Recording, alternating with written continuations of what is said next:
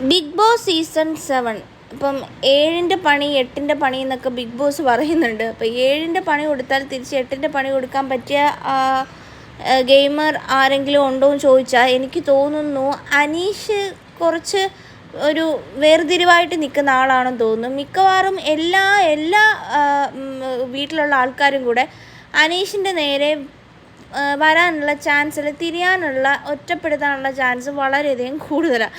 എന്തായാലും ഇത്തവണ ലൈവിൽ നമ്മൾ കണ്ടൊരു കാര്യം എന്ന് പറയുമ്പോൾ അനീഷിൻ്റെ തല അടിച്ചു പൊട്ടിക്കാൻ നിൽക്കുന്ന അനുമോള കേട്ടോ. ഇമാതിരി വയലൻസൊക്കെയാണ് ഇപ്പോൾ ആ വീടിനുള്ളിൽ നടന്നുകൊണ്ടിരിക്കുന്നത്. കാരണം പുള്ളിക്കാരി പറയുന്നുണ്ട്, എനിക്ക് ജീവിക്കണമെന്നുള്ളത് കൊണ്ടും ഈ ഷോയിൽ നിലനിന്ന് പോകണം എന്നുള്ളത് കൊണ്ട് മാത്രമാണ് ഞാൻ നിങ്ങളെ വെറുതെ വിട്ടേക്കുന്നത്.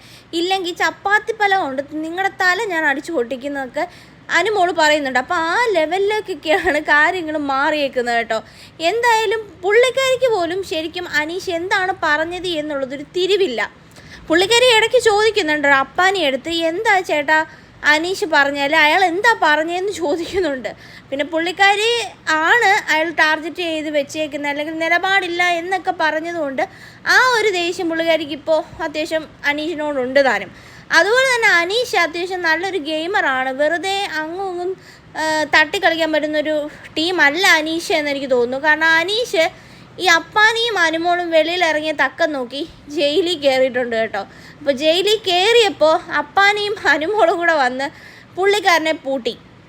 പുള്ളിക്കാരൻ ഇപ്പോൾ ജയിലിനുള്ളിലാണ്. എന്നിട്ട് അപ്പാനി പറയുന്നുണ്ട് അനീഷിനോട്, നിന്നെപ്പോലെ ഒരുത്തനെ ഇതുവരെ ഞാൻ ജീവിതത്തിൽ കണ്ടിട്ടില്ല എന്നൊക്കെ കേട്ടോ.